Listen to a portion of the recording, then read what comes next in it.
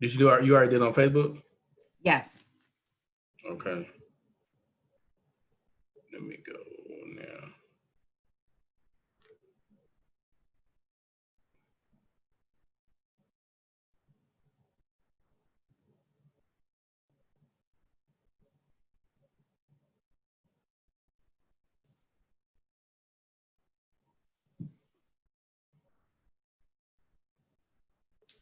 Let me see. Where are we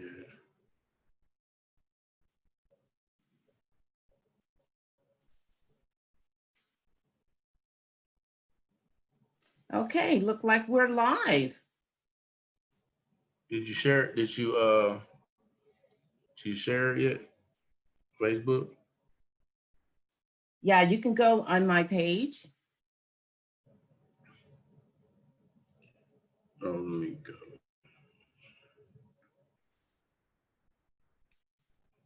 Oh, I could just share it from your page and then I can go live too, huh? Yes. Oh, I'm looking at it. There we Yes, go. you're looking at it. We're live. We're on it. We've been on there for 1 minute. All right, all right. So let's make sure that we're people can hear and see us. So if you can see us on Facebook and you can hear us, please put one in the comments, please. One in the comments so we can know that we're live and we're going to be chatting with some people and talking with some people here. So yeah, just put one in a comment and then also put your name and where you're from, because we would like to know where you're from while we're having this intense conversation, this enlightened conversation with the one and only Clinton C. Patton Sr. So yeah, put one in a comment if you can hear us, and also tell me where you're from, and please share your name and where you're from. So Clinton, thank you very much for joining me. I am your host, Janetta Carrier. I am based here in Dallas, Texas. A little background about me. I am a mindset transformationist, business strategist, master NLP coach. I am also an author of a book called The Best You, 365-Day Motivational Journey. I'm an executive and a creative producer of a reality show called The Boss Ladies of Dallas. I am also a speaker and a radio host of my own show, The Best You 365, where we motivate, educate, and transform. But I'm here today with Clinton C. Patton Sr., and I'm just going to read your bio a little bit. Clinton is the owner of I can't even see. Clinton is the owner of Patton Behavior Health LLC in Oklahoma City, Oklahoma, a private practice that provides individual, family, and group counseling. He is also the CEO of Ashley Renee Hampton Foundation, a foundation focused on domestic violence, education, awareness, and intervention. Clinton is a public speaker.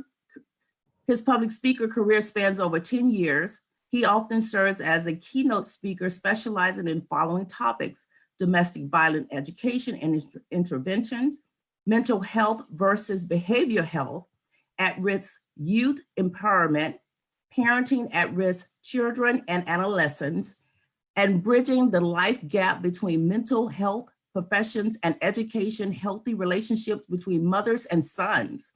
Clinton is an author of Resistance, the Story of Extraordinary Little Boy, a story of abuse, perseverance, and success.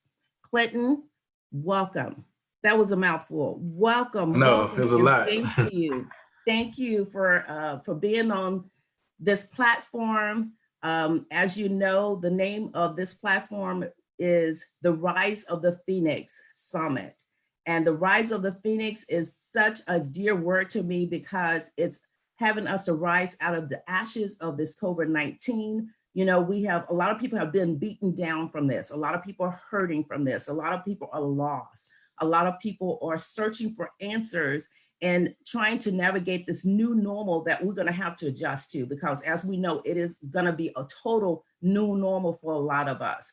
So I just reached out to you. Matter of fact, someone gave me your name and I didn't even know you. I reached out to you. And so I just want you to tell the audience, what was what was your thinking when this strange lady just reaching out to you to ask you to come on this platform? Well, first and foremost, I enjoy what I do. So when I found out that it was, speaking on the platform about any particular topic, I was all in for it anyway. I mean, you can never get enough practice.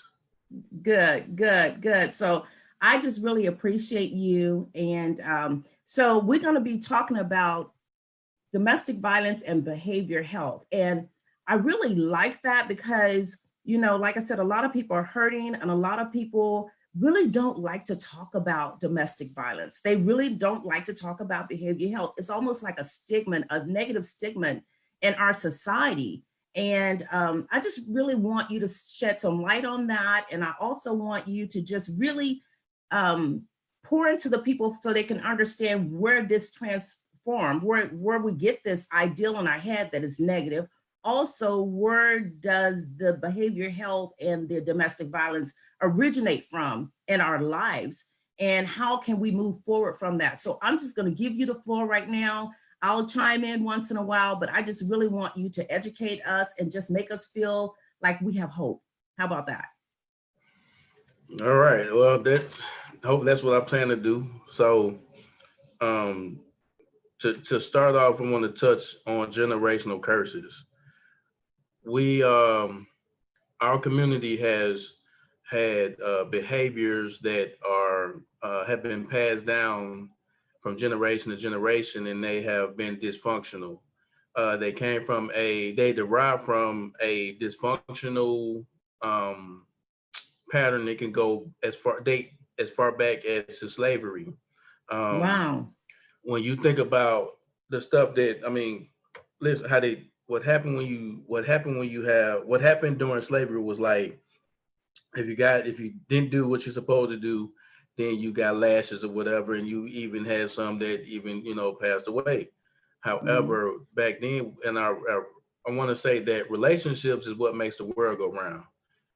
We were not designed to be alone. We were designed to relate to one another in a healthy way. However, we were, going back to slavery, we suffered a massive amount of oppression, and oppression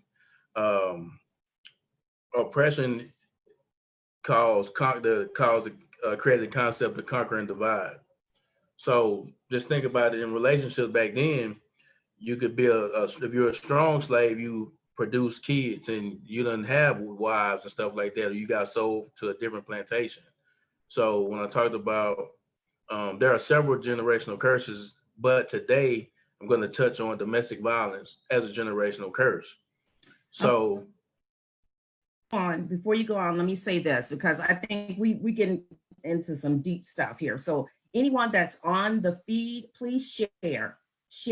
I really want people to hear this. So share and like and put any questions you may have. And later on, I will be asking Clinton the questions that you have. So I just really want you to share, because this is going to open up a lot of doors and open up a lot of knowledge and open up a lot of eyes that we didn't know this is why things are taking place. So Clinton, take it. I'm sorry. Take it from there, because I just feel it. I'm shaking because I feel like you're going to be dropping some knowledge.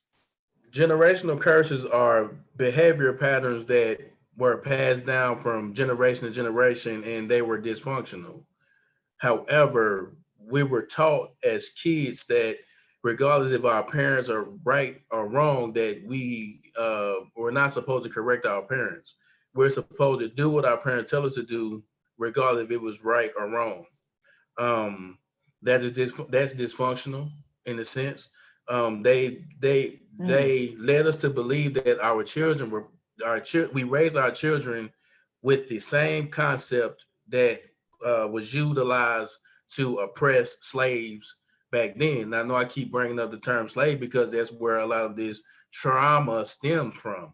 So what happens is traumatized parents traumatize kids who traumatize other kids or traumatize their own kids. See, so we perpetuate a cycle of trauma, and this is associated with generational curses.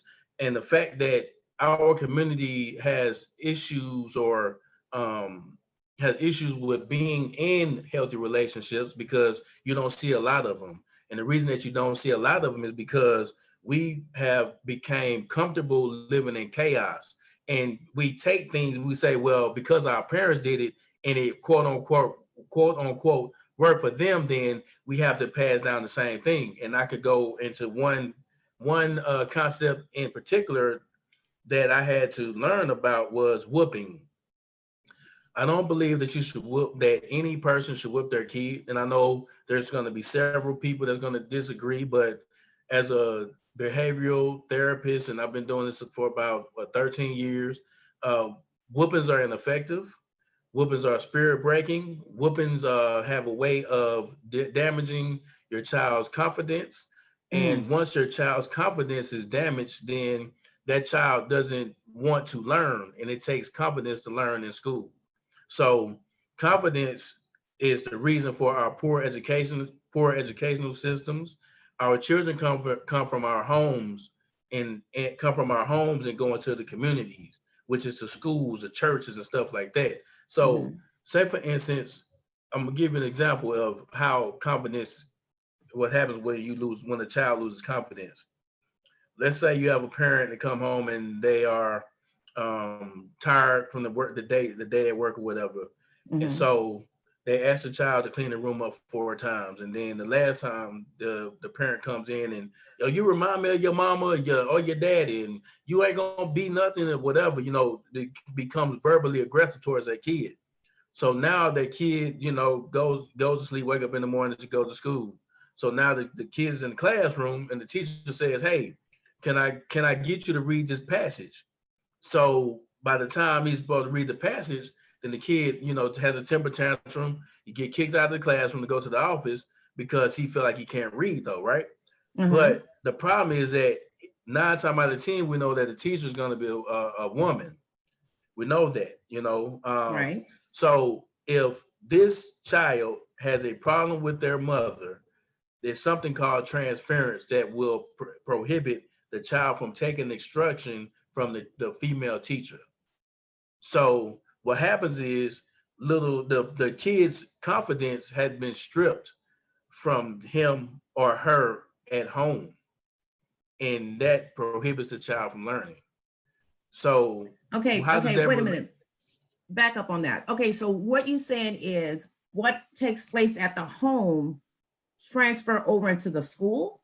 Yes, and it Hmm. could look Okay. and it could appear to be, and you know how you get some parents to be like, well, he don't do this at home, or he don't do this at home, or he only do this at school.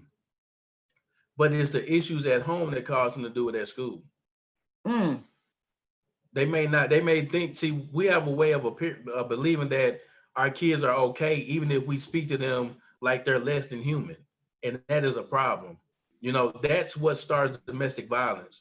When you are and you just say the phenom of the single mother, that we know that 90% of the time, if there's a single parent, it's usually going to be the mom. And we know that sometimes life can create stress, and you got to work and you feel like you don't have enough time in the day to do something for yourself, but you come home and you take it out on your kids. I've seen this time and time again where you have, let's say, I can say their sons. The relationship between a mother and son is very, very important to establishing healthy relationships as adults. So let's say you have the parents are having problems or whatever, and the mother's speaking negatively about the child's father in front of them, calling the child names, talking to the child like he ain't got no sense or whatever, or uh, uh, belittling the child or being condescending. So what happens is the child becomes defensive.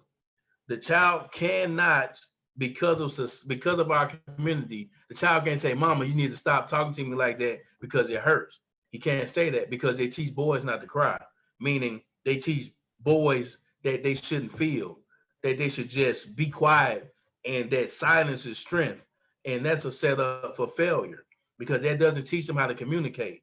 So what happens when that child feels that resentment, he may go to school and take it out on other little girls.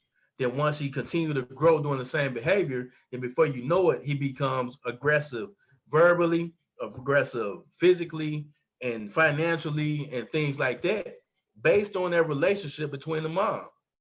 Okay, so you're saying basically, and if people are And hearing that could this, be just share. So you're saying, Clinton, basically, because the society has set up that we do not, I won't say talk back, but we do not rebuke our parents. right. Okay, or we don't say, Mom, how you talking to me is just Hurt making me me, yeah. feel bad. So we Right. just keep, and so our boys keep this inside of them, Right. and then they take it on through life with them, and they Right. take it to the little girl at school, they take it to the girlfriend, they take it, and Yep. as they go older. Is that what you're saying to me? Absolutely. It's phases to this.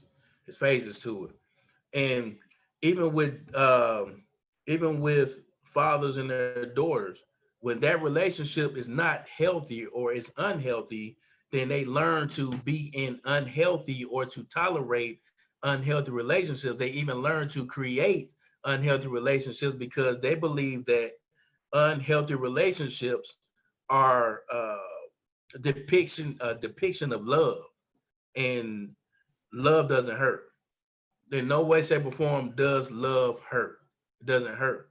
So I like to maintain balance when speaking about domestic violence, because there are men who experience domestic violence. There are men and women who experience domestic violence. Domestic violence is not a society's problem; it's a humanity's problem. And until we look at it from a humanity's problem, then we're going to continue to fall short of the goal of any domestic violence, because we most of the time we're looking at it from, one, it's physical, and it's always a man on woman. That's the way that we look at it. But that is not it's not limited to that, because domestic violence begins from the emotional abuse. It starts with the name calling. It starts with the little love, the little taps, the hitting, or the calling you out of your name, or the putting down your accomplishments. It starts from the talking about your other parent in front of you. It starts from the neglecting your needs. It starts from the getting not being open to communication. See, in our community, we teach our kids to do what we tell them to do, but it's not effective. It's ineffective.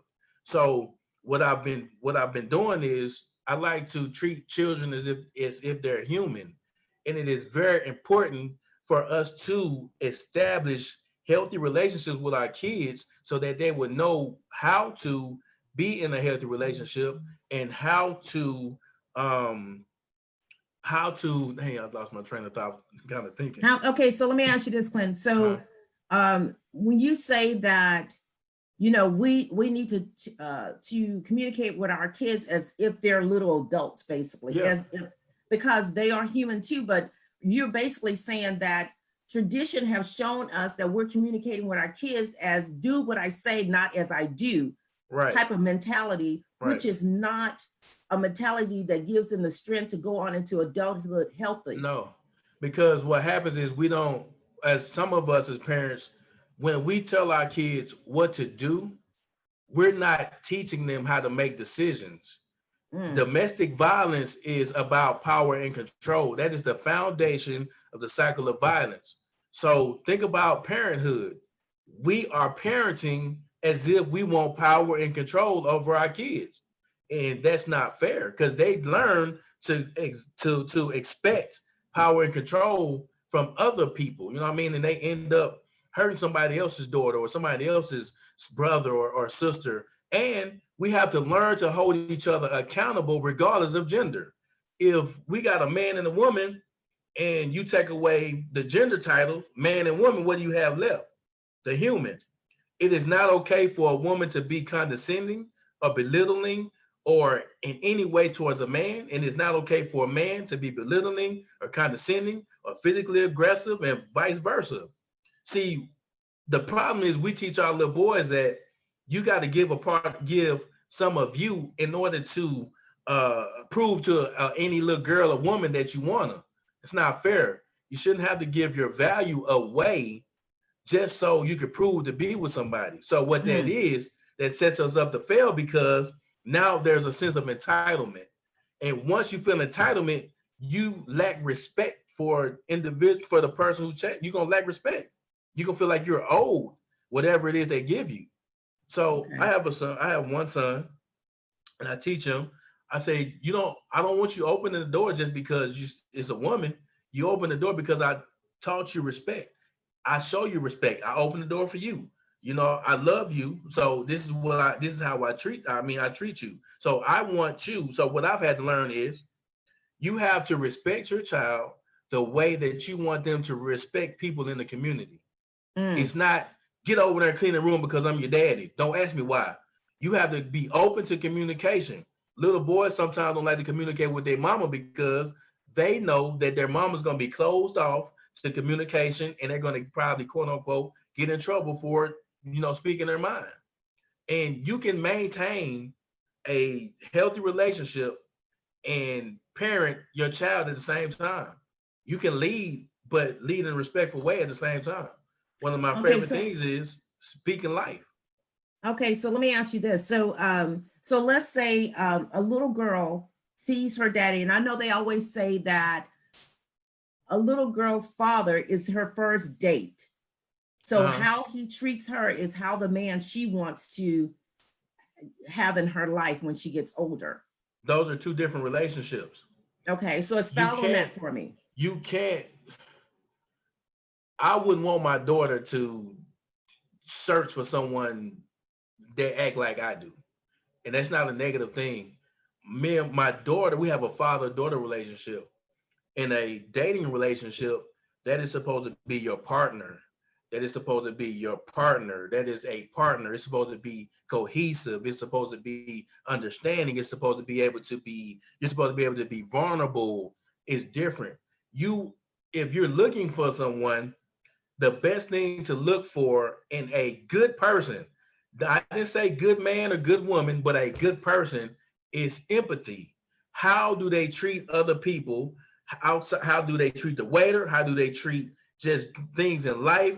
Are they empathetic? Do they place themselves in the shoes? And I'm not talking just say, oh man, it's messed up. I'm talking about genuine empathy. When you find someone who is genuinely empathetic, you're going to find a person who's going to have a conscience, who doesn't want to hurt you, who's going to want to straighten, who want to, have solutions to the problems and stuff like that. Mm. All that stuff, the stuff we've been taught to look for, is unrealistic. And that's why we continue to have relationship after relationship after relationship after marriage, because we're not taught to be cohesive. We're Okay. taught to be divided. And we're taught to be in competition with one another. You can look up and down Facebook, and you'll see a woman talking negative about a man, or a woman talking negative about a man, or a man talking negative about a man, and it's a competition. Or the biggest thing is black women are the most unprotected women on the planet. Mm. Black women are angry, men. Black women are angry. Black women have attitudes. Black women, but the grand scheme of things, black women and black men are defined in trauma. That's their makeup. You were stripped from a land that you were accustomed to, brought to another land where you didn't know the language. Then you were forced to build a nation, and then when you were forced, you weren't even seen as human. You couldn't marry. You were 3/5 of a man, if that. So Mm. now, guess what we do? We perpetuate that dysfunction that we learned throughout slavery. Them same ancestors that we talk about, our ancestors were turned over in the grave. First of all, our ancestors weren't doing it right either. Yes, we talking about evolution. Yes, they had to go through that stuff for us to learn. But now it's time for us to stop doing the same stuff and expecting a different result, because our relationships are failing. And one of the main things is we need relationships to evolve. We do. Relationships are important. So that team, single, and all of that kind of stuff, that's dysfunctional. Yes, you can have time to yourself to reestablish who you are. Yes, you can. But nobody wants to be alone. I refuse to believe that.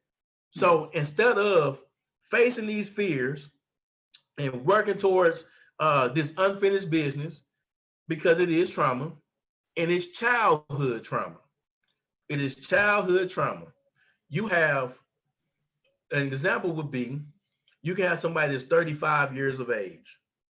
If they lost their dad at age 5, or they had a car accident at age 5, or they got shot or something at age 5, or stabbed or something, or they fell off a high box or something, it was traumatic. Right. In our community, counseling is like, oh no, don't tell nobody your business. And that's where we mess up at, because now we got a bunch of adults who are really kids because they are stuck from the first time that they've had trauma, and Woo. they're walking around with unfinished business and jumping into relationships with people that have unfinished business. So So we how do we? all So we all walking around with unfinished business because Absolutely. we was taught that getting counseling, you putting people in your business that don't Right. need to be in your business because they're not Right. in the family. So now we're taking all that baggage with us. Right. We was taught to suppress. We were taught to suppress our emotions. And think about this. A lot of relationships fail because of finances. Yes. Now, I know it's people that's not going to agree with me, but I just like to be honest. When you think about providing for a household,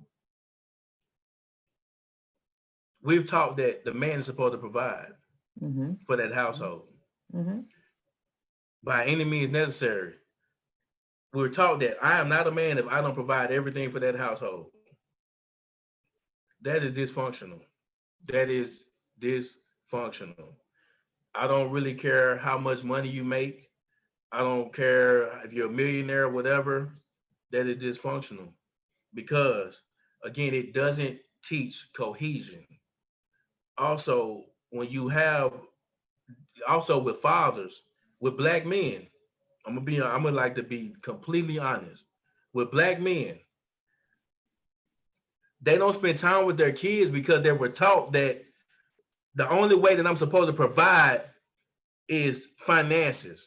As long as I'm paying my child support or I'm buying my kid whatever they supposed to get or whatever they want, then I'm a good dad, or I'm a dad, I'm a father. And you wonder why these kids are still lost, even though you can buy them all, you give them the world, but they're still lost because we're not taught as men to or allowed to express our emotions or our nurturing side, because we have been told by women how we're supposed to act. Mm. Mm. Our mamas. We've been told by women how we're supposed to act. We've been taught by women how we're supposed to act as a man. I can't tell my daughter how to be a woman. I've never been a woman before. Mm. Yes. A woman can't tell me how I'm supposed to act because you've never been a man before. Mm. What I would like to do is, as a man, I'm supposed to talk to God and say, hey, God, what am I supposed to do in this situation? I shouldn't be worried about what a woman should be doing and stuff like that, because she should be going to God and say, God, what kind of woman should I be in this situation? Help me to see the woman I need to be. I shouldn't be like, oh, she need to wash the dishes or she need to clean the house. That's not my job to do that. But when we start getting into these gender roles and gender specific titles, it's a setup to fail. It is a setup to fail. Well, let me ask you this. So with this COVID-19 and how, we as couples or people that's been stuck in a house together, let's just put it like that. And now we seeing people in different light. We seeing our mates in totally different lights that we hadn't seen in a long time, because a lot of times we're like two ships passing in the dark. We're getting up in the morning, we're going to work. Baby, I'll see you later, come home. We have our little routine done. We have our kids to take care of. But now being stuck together, we seeing each other totally different. And I know during that process, a lot of things transpired that probably wasn't good or probably was good.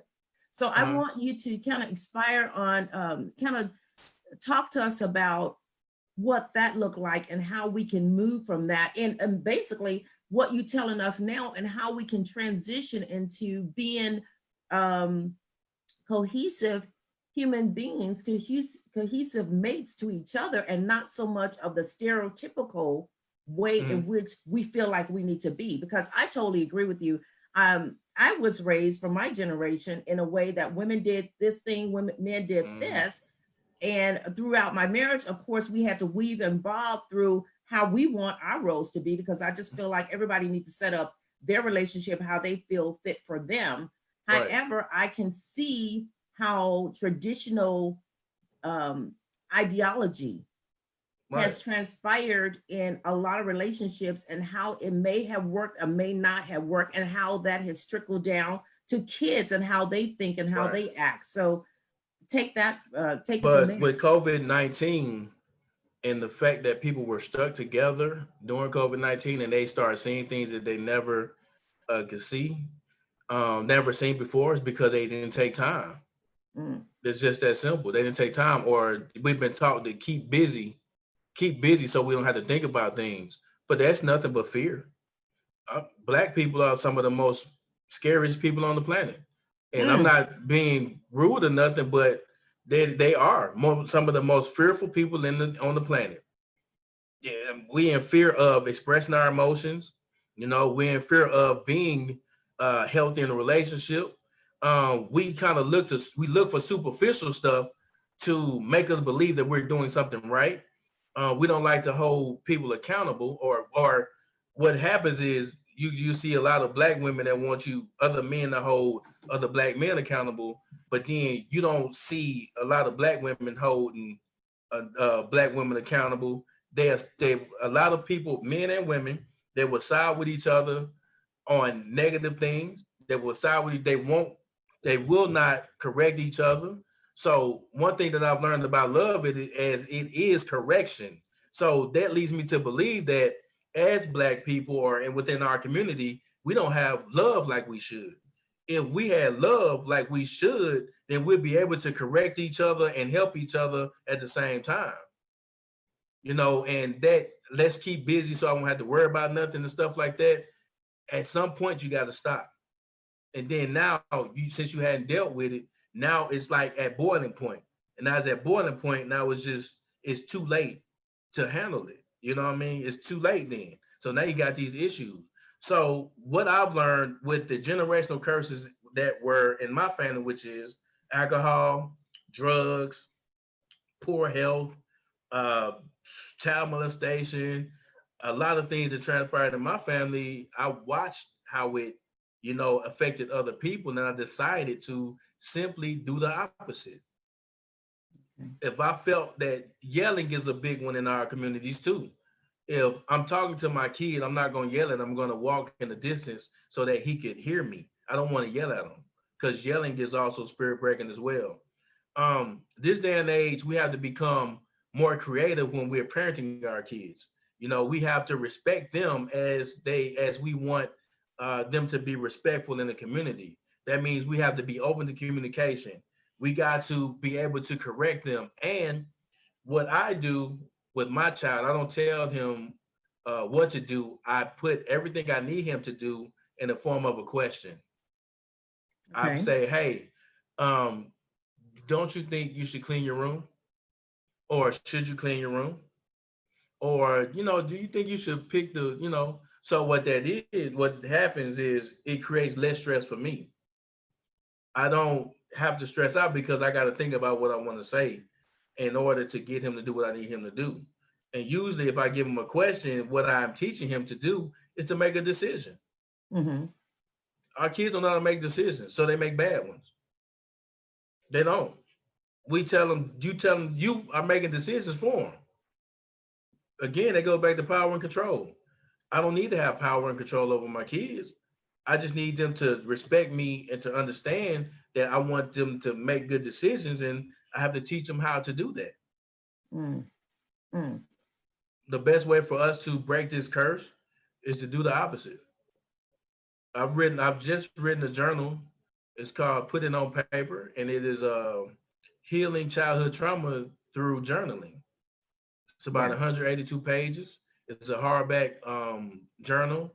It has interactive questions. Mm-hmm. It's very durable. I sold the last one today. I got to Mm-hmm. order some more, but I mean that it touches on every aspect of trauma. Until we move past our childhood trauma, we're gonna continue to be kids. You got adult. So help me with this my thought here, because and for everyone that's listening, get your questions ready, because I'll go to my Facebook page and look for questions. So if you have questions, just let me know. So help me with this. So if let's speak to our women first. Let's speak to our women Okay. first. Okay. And what should we expect um, to look for if we're in an abusive relationship? What Well, should we first, look for? Because of course we know the outward abuse, which is the hitting and stuff like that. But what should mhm. we look for, and what should we teach our little girls? Well, the first red flag that someone's gonna do when they become abusive is gonna be subtle. You're not gonna really. You're gonna, think about it, make second guess yourself. But for the most thing, they're gonna start being emotionally abusive. They're gonna start the name calling first. They're gonna call you out your name first, and Mm, then they're gonna manipulate you. They're gonna manipulate you. When they start to manipulate and make you believe that what you believe is not true, then it's called gaslighting. So first they're gonna call you out of your name, then they're gonna start manipulating you, and then they're gonna gaslight you. And that okay, goes so for what is male. gaslighting again? When a abuser leads you to believe that your reality is not real. Mm, Like, I didn't hit you. What do you mean? But she's sitting, you sitting with a black eye, and that goes for male and females. mhm. But male and female batterers have the same behavior patterns. It doesn't change because men and women have the same emotions. They feel the same. They have the same Okay. emotions. It's just Okay. that the fact that our society will ostracize you as a man for expressing your emotions. But what they don't understand is they're creating abusers. They're creating batterers, male and female batterers.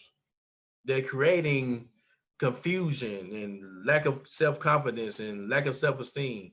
They're creating that stuff. Okay. Okay. And so, and what would you say to our men out there on how to uplift us women, how to help us women? Because in order to be abused, this is my opinion. I'm not a Okay. professional like you are, but in order to be abused, you have to have a low self-esteem. Right. It and that's just, like I said, I'm not a professional, but I'm just thinking you have to have low But that stems self-esteem. from not a lot of them. If I had to say something to a man, the men that are, doing that are batterers or in that situation, um, I would say go to counseling, work through your childhood issues so that you don't abuse someone like you've been abused growing up. And just because it's your mom or your sister or your auntie, that doesn't mean that they have the right to be condescending or belittling towards you. That hurts. It doesn't feel well. For the young ladies that do it, stop it. It does not feel well, and it does not foster healthy relationships at all. It just makes a person want to shut down. And once you shut down, it makes you. Once we become defensive, then there's no talking to you. Whatever you say, it don't matter what you say, it's not going to be heard. So the key is to remain open for communication, be accountable for your words, be accountable for your words. If you are accountable for your words, then most of 9 times out of 10, the physical stuff won't start. If you are accountable for your words, think before you speak.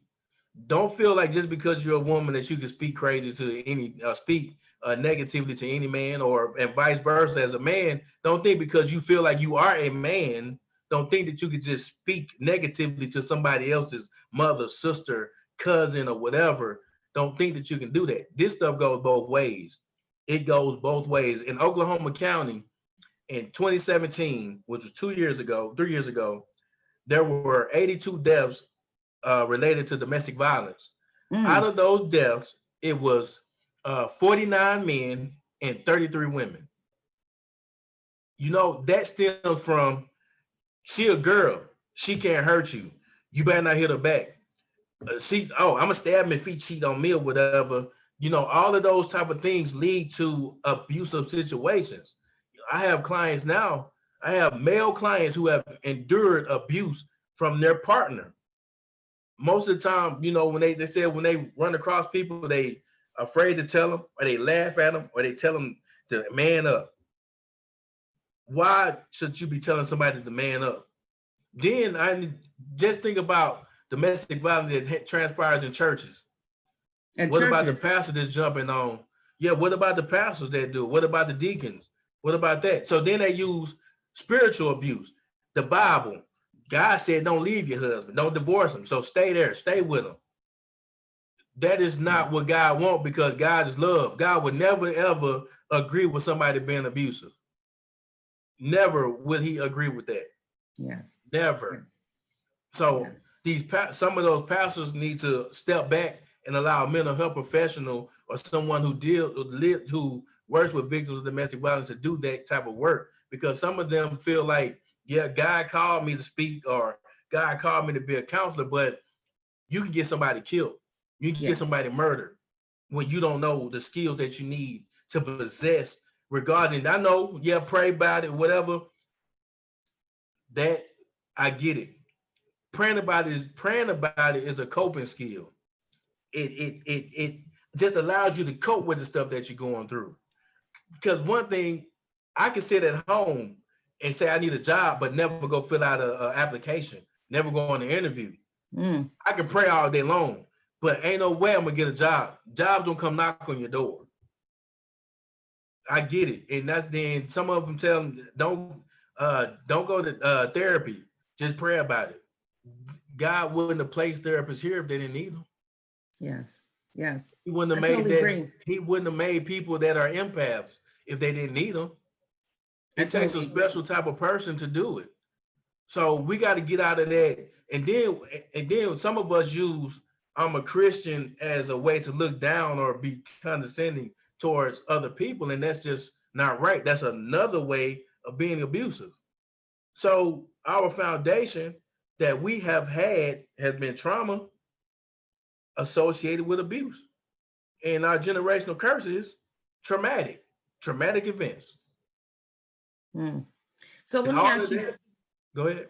so Clinton, so earlier you spoke on behavior health. So are you, there's a lot of different types of behavior health issues. Well, behavior health is simply um, understanding and comprehending behavior patterns. Okay. Why trying to understand the mind and why the behaviors happen. Trying to understand the mind and why the behaviors happen. Like I can tell you almost every behavior of someone that is a batterer, because their patterns are the same. They use the same tactics, male and female. Now, when you're talking about like the method that they use to kill or whatever, yeah, it's going to be different, because women don't use guns as much, but men do. They go to drastic measures. But Why is that? because a man being taught that I'm a man, but a lot of those guys aren't men, because First Corinthians chapter 13 verse 11 states, when I was a child I spoke as a child, I acted as a child, but when I became a man I put away my childish ways. Not just man, but human, woman, man and woman, child. I put away my childish ways. So you have a lot of people who are walking around here as kids, but you can't speak to them about anything because they become defensive like kids do. Yes. So unfortunately, in our community, we have kids raising kids. And it doesn't matter about your chronological age, because your chronological age can be different from your emotional age. And in the event that you experience trauma, whatever age that you are, that's where your development stops. So if you have a 40-year-old and they throwing temper tantrums, you can suspect that they may be in between 5 to 10 years of age in the head. Mm, mm, mm. Okay. So when you have people that's coming to you and needing help, or people coming to you and say, hey, I'm experiencing this, Uh, what advice will you have for them? What steps would you be able to give them to help guide them? I let them talk. Okay. Just let them talk. And I reassure them that what they state is going to be confidential, because I am binded by HIPAA laws. And those HIPAA laws are the same laws that are in the hospitals. Like, I cannot divulge confidential information unless they were a danger to themselves and others. And even then, that's a judgment call. Okay, so let me rephrase so that's good, but let me ask you this question. If someone were to come to me and they're talking, and I know there's abuse going on, what obligation do I have? I mean, a lot of times people will say, and this is another generational thing, or this is a thing in the neighborhood where mind your own business, So what is my duty as a human being when someone comes to me and I know that things are not quite right? What is my duty as a human being to help that person? You got to be careful, because you can cause them to be risk further victimization. If someone wants to come to me, I would have to gauge if they really want to help. I mean, I've done several things, that I had to do. Like, I have another sister. She was in a situation in Atlanta, and I knew I couldn't get to her, so I just did welfare calls to the police department down in Atlanta. Um, I would encourage them to seek shelter if that's a possibility. Sometimes women who go through domestically abusive situations, they have a plan, and I know that it's hard to sit back and watch them work their plan, but sometimes they know what's best to try to keep them safe. And you don't want to give them no printed information. If you give them your number, having to put it under some type of name. You can call in and order a pizza, and they would know, I can't remember the phrase, but call and order a pizza, and then they would know to send the police to your house. They got um, hidden apps that you can get. I can't remember the name of it, but you can use that as well. Um, I usually can plan something strategically that's in the best interest of safety. If there's kids involved, I let them know that DHS may be able to, or CPS will step in, and you can be charged with failure to protect. I lead them to organizations that can provide resources here in Oklahoma, or if it's somebody out of state, I figure out what's in their state, and I would link them, refer and link them to that as well. I'm actually in the process of um, I'm raising money to open a shelter. I want to open a shelter for, right now, teen mothers. I want to be able to give them education and an employment readiness program. I also have T-shirts that I'm using the T-shirts to raise the money. They're $27. They are um, like a soft, like heather color, kind of like a gray. It's got a phoenix on there, and it says "Heal the Inner Child." Okay. Okay. And then do you also have services for men, or do men? Yes, I do. I Okay. do. I don't discriminate. Not when it comes to that. Yes. Because men Yes, really don't seek service. They just feel like they have to, like you said earlier, man up or they whatever that gotta is. take it, because first of all, they don't believe that people will believe them, Mm-hmm. and so they just stand in situations, or, man, my girl be tripping, man, and they think that's love too, and it's not. Okay. Okay.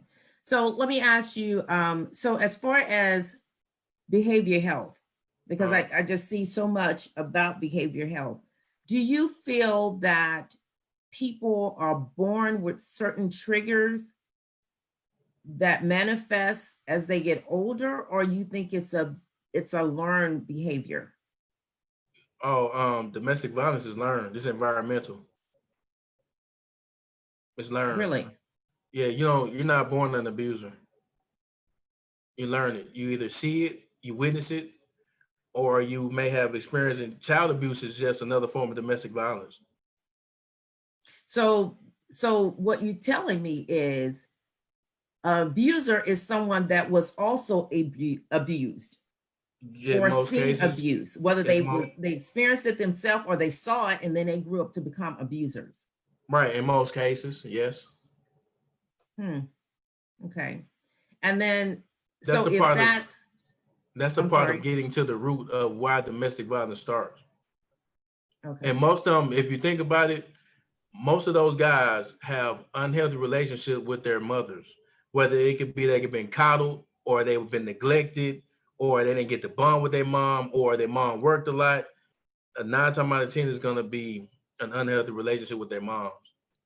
Also, maybe a couple of years ago, there were several mass shootings. The mass shooters, they all had in common domestic violence. Mm. So All would of you, them. if you saying men are abusers, it's mostly stem from the Mhm, negative relationship they have with their mom. mhm. And So would you, women learn to be, and I know people not going to agree with it, but kids learn by modeling. If your little girl is watching you being beat up or hit on, then she's going to learn how to be a victim. She's going to learn how to take that kind of stuff, or she's going to learn that she need to fight first. She's going to become abusive. She's going to pick somebody that she can abuse, and vice versa. okay, So just it's by, both environmental. It goes both ways. okay. So, so let me see if I have any questions on here Okay. from people. I see people said, that's true. We are what our parents make us. Okay. Yes, childhood trauma manifesting in adulthood with no guides. Agreed. Teach them to make thoughtful decisions. Breaking these generational cycles ASAP. Yeah. Mm-hmm. I see this is so true. So one question on here is, what steps would you say that we need to take in both men and women in order to break this cycle? Can you name steps 1, 2, 3, 4, 5, or steps that you have that could break the cycle of generational? One, in order to solve a problem, you have to recognize a problem.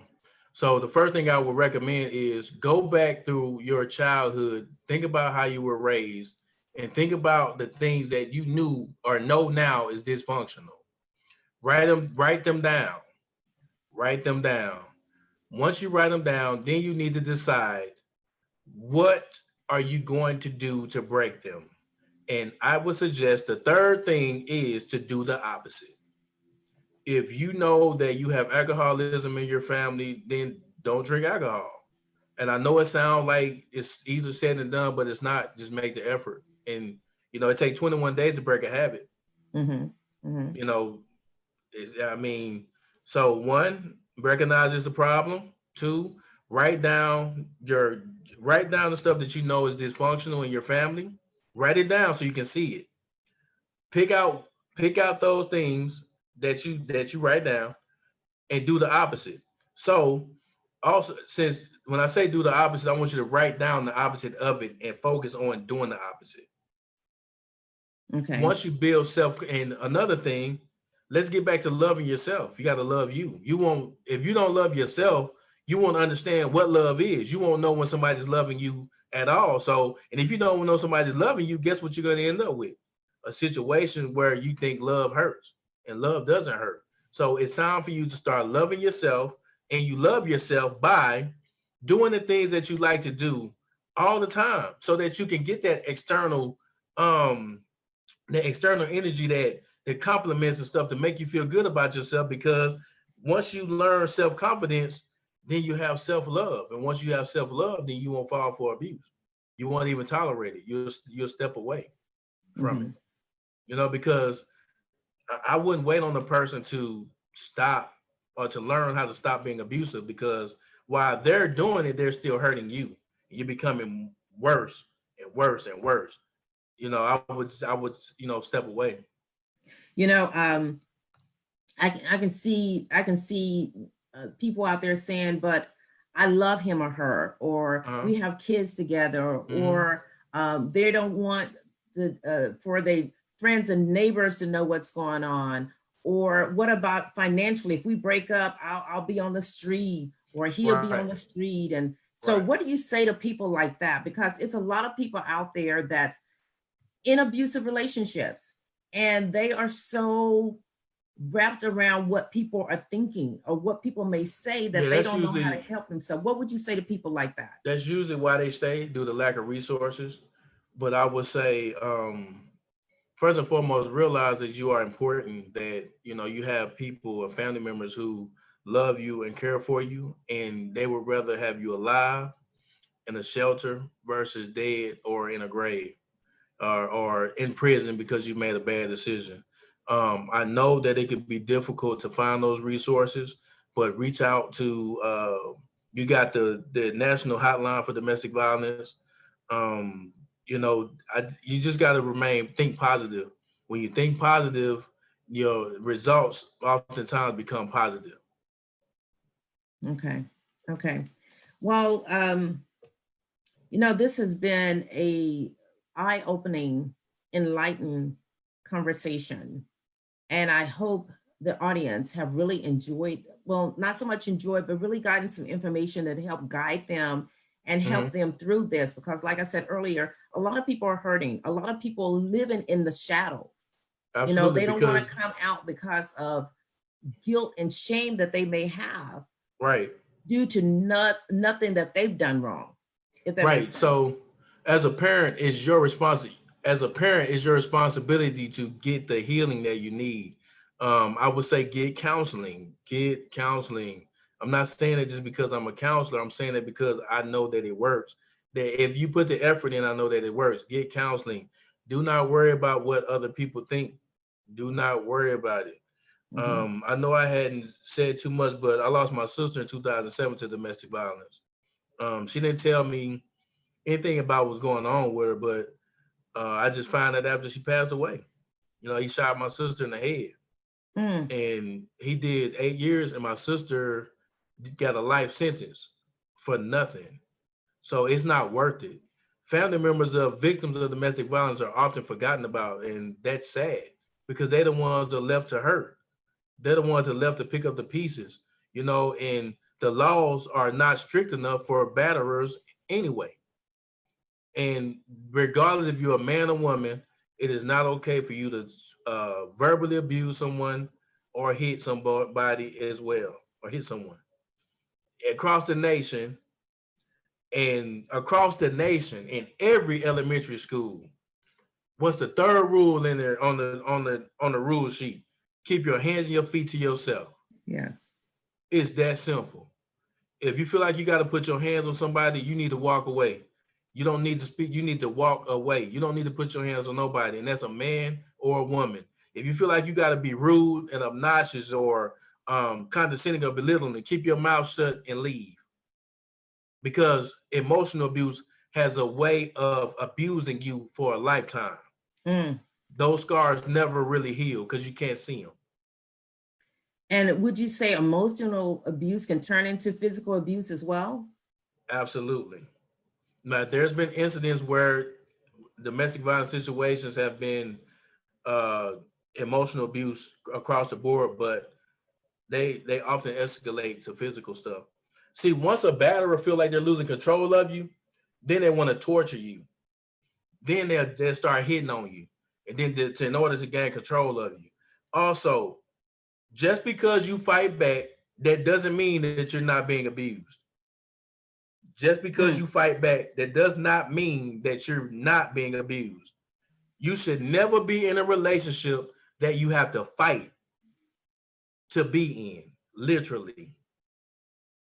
Just because you fight back, that does not mean that you are not being abused. That's, oh man, you gave me chills when you said that, because a lot of people believe that. Right. It's A lot of not, people believe it's that. not healthy. They believe that if they abuse and they fight back, then it's just, now we're even. Right. Now we're in a, that's just our relationship. You got Right. people like, that's just how we communicate. That's just our relationship. You know, so wow. Wow. So I really want to end this by saying thank you again. And I'm just going to stroll through my phone really quick. If anyone have any questions, just let me know and I'll ask Clinton your questions. Again, Clinton is a behavioral health therapist and domestic violence interventionist. And he helps adults, teens. He has a foundation. He has a private clinic that he deals with this type of stuff. So he is licensed, educated behind this, and have done this for many years. So this is just not someone speaking on something that they don't know. This gentleman here has gone through a lot of schooling, a lot of education, have been in private practice for some time now. So he speaks of which he knows. Clinton, so let me ask you this. When a person is ready to make a change, when a person is ready, is just, and I say a person because like you said, it has no gender. Right. It's men and women. So when a person is ready to make a change, what is the one thing that you want them to do? And I know earlier you said it's individual, but if you can be a little general on this, what is the one thing that you think you want that person to do if they're ready to make a change? Leave. Leave. Yeah, leave. I love you and I would rather see you alive. Leave. Okay.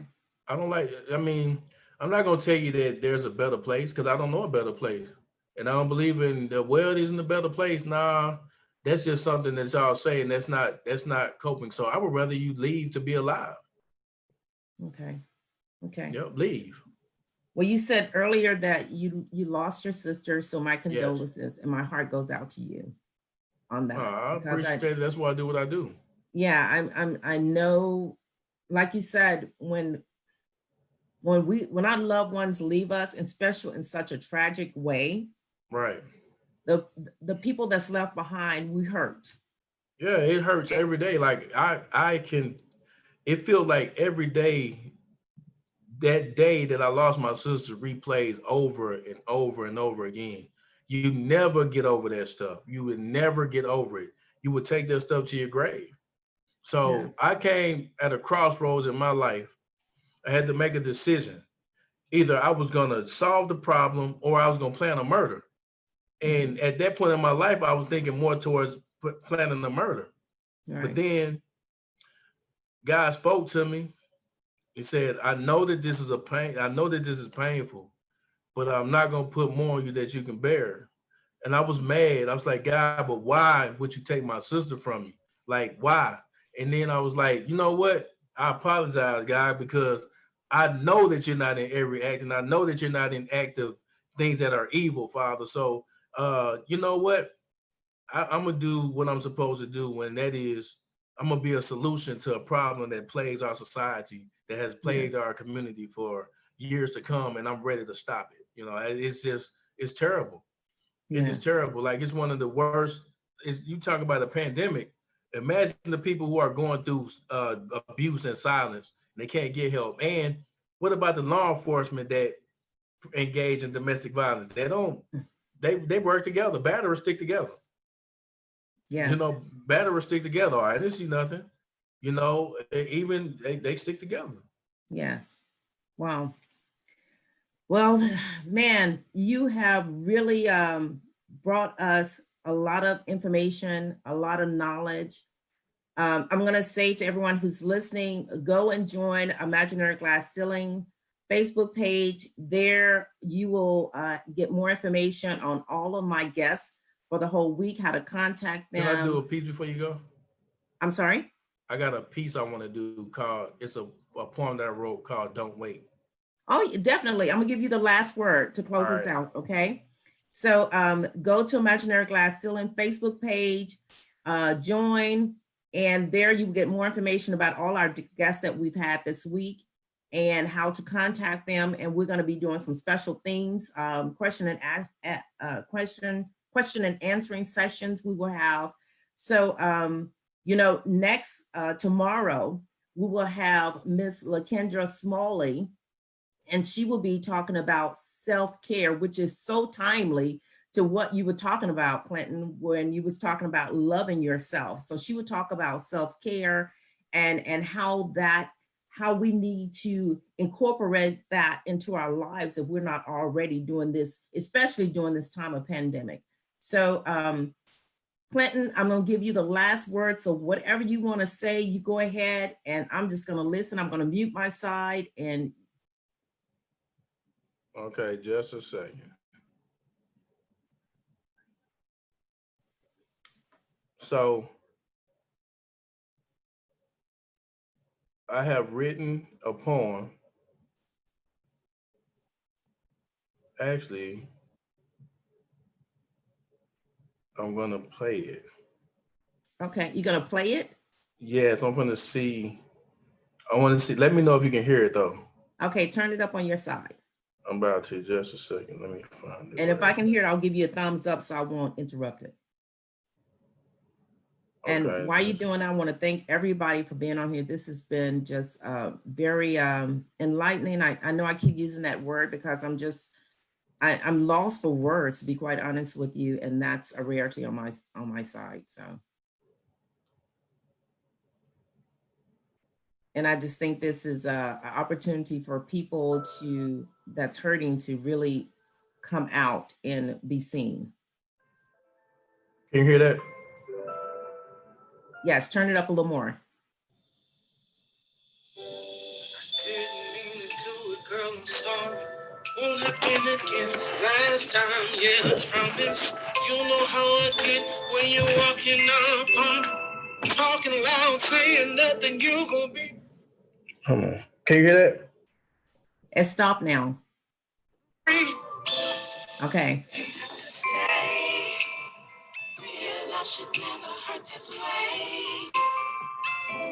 You're nobody's property. Here's a dose of honesty. Honestly, loving you should never mean abuse. Don't wait. Tomorrow might be too late. Don't wait. Tomorrow might be too late.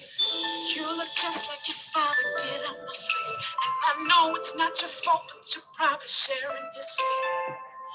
When I act out, you gon' be the man now. I can't stand how you walk and talk and stand now.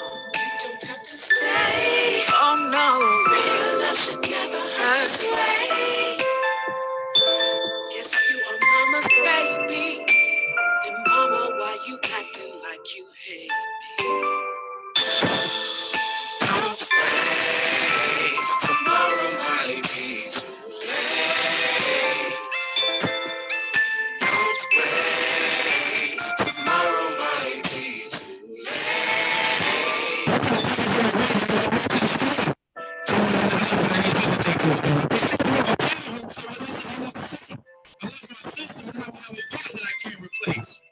Okay, we can't hear it now. It went static, but we heard the gist of it. So did you write that? Is that a song that you wrote? Mm-hmm. Oh, wow. That's beautiful. So what I'll do is,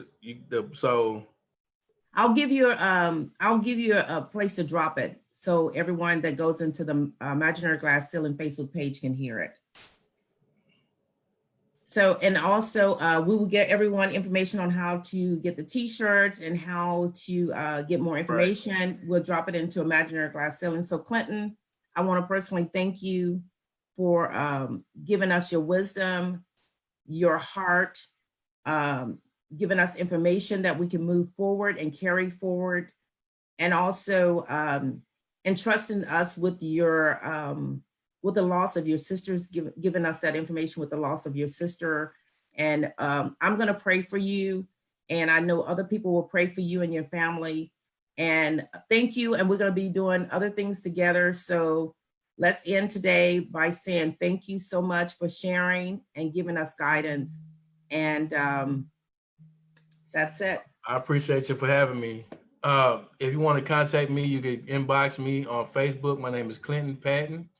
You can find me, you can email me at thearhfoundation@gmail.com. You can even give me a call at 405-446-5597. That's 405-446-5597. Or you can reach me at thearhfoundation@gmail.com. I look forward to hearing from you. It's been real. It's been, fun, and hopefully we do something like in person. Yes, we will. We're going to do it again. I've been getting a lot of people saying, when is the next one? When is the next one? So we're going to do it again. So we'll be talking soon. You stay blessed. Okay. All right. Thank you. Thank you. Bye-bye. Okay. Bye-bye.